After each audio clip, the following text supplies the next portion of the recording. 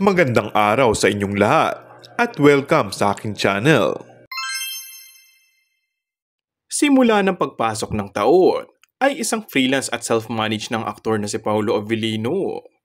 Dati nasa ilalim siya ng kontrata ng ABS-CBN Star Magic at nag-expire noong September 2024. Bagamat hindi siya kasalukuyang nasa ilalim ng kontrata, nananatili siyang kapamilya at nagtatrabaho sa isang movie project kasama si Kim Chiu sa ilalim ng Star Cinema.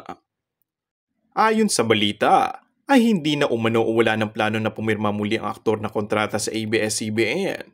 Bagkus ay magsa-self-manage na lang ang aktor o freelance, kung saan ay kagaya ng ilang artista ay bukas na gumawa ng proyekto saan mang network niya gustuhin o maaaring tumanggap ng proyekto.